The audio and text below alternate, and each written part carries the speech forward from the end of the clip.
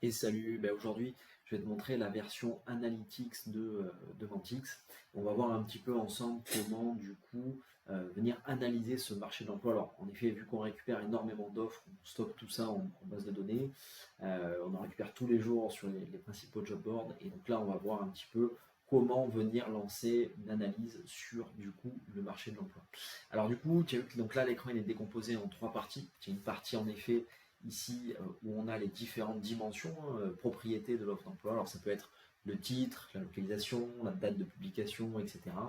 Il y a une partie ici de visualisation, et finalement là sur la droite, c'est la partie où tu vas pouvoir choisir un peu le graphique en gros que tu vas pouvoir tracer à l'écran. Alors on va tout simplement lancer une petite analyse, comme ça un petit peu, pour voir un petit peu à quoi ça peut ressembler. On va commencer par regarder du coup une visualisation temporelle.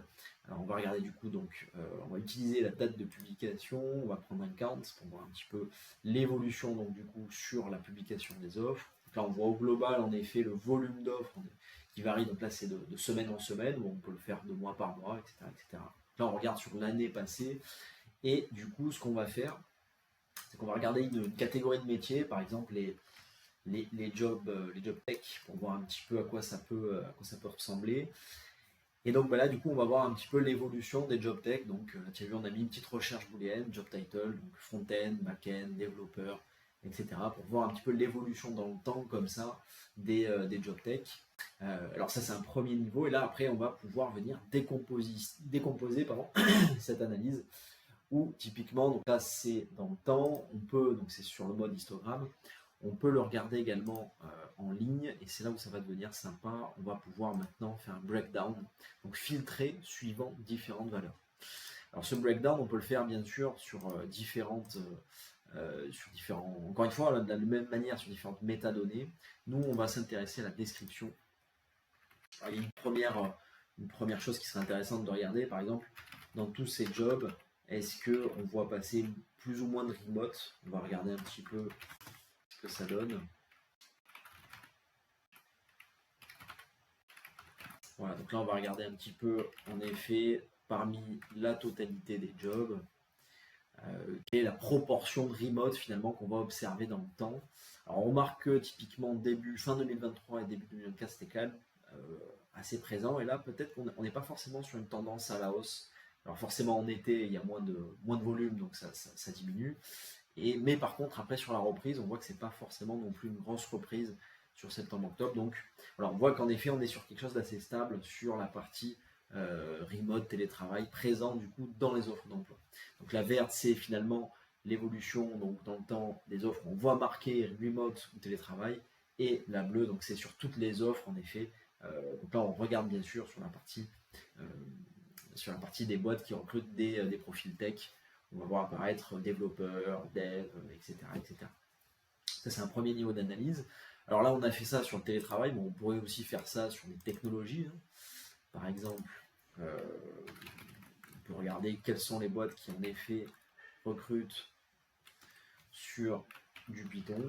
Par exemple, voilà, c'est une techno dans l'univers de la programmation. Et comme ça, on peut venir cumuler un petit peu, voire comparer en fait sur différents critères.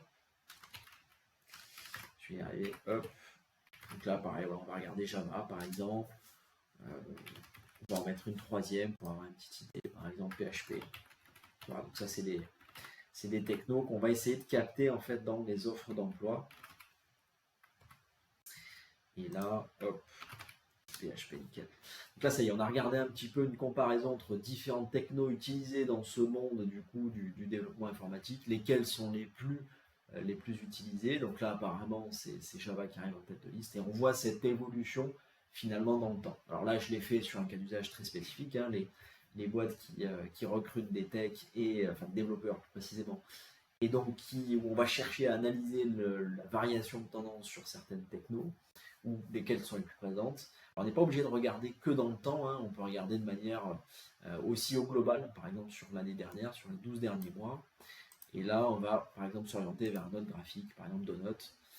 On se dit, ok, là on regarde l'ensemble des offres sur cette période donnée qui correspondent à cette requête-là booléenne. Donc finalement, les boîtes qui recrutent l'ensemble des offres d'emploi relatives du coup au métier du développement informatique.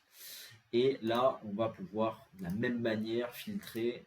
Alors que ça va être par exemple, on va reprendre un peu notre exemple hein, pour voir ça. Par exemple, Python ici. Hop. Java là. Pour reprendre ces 3 technos. Hop.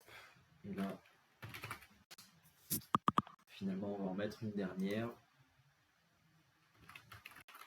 Alors bien sûr, si vous voulez avoir quelque chose d'exhaustif, l'idée serait en fait d'en rentrer beaucoup plus, hein, une dizaine, une vingtaine, pour avoir quelque chose de complet, on va dire, par rapport à une étude. Si vous voulez mener une étude toute complète hein, sur cette partie techno, là ça donne, voilà, c'est pour montrer un petit peu ce qu'on peut faire avec cette partie analytics. Donc là on voit en effet que c'est bien, il y a une moitié sur ces 3 technos, il y a Java représente la moitié, Python un peu plus et PHP un peu moins, et de la même manière, on pourrait comparer ça à la totalité des offres. Donc là, on voit que ces 3 technos sont présentes en moyenne dans 35% des cas à peu près. Quoi. Alors là, on a regardé ça sur finalement sur du langage informatique. Bon, de la même manière, hein, on pourrait regarder ça aussi sur du télétravail. Hop. Et voilà, donc là on voit que par exemple, ça représente environ 20% des postes qui sont en télétravail aujourd'hui, sur 80% total des postes. Alors là, vraiment spécifiquement sur ce sujet de développement informatique.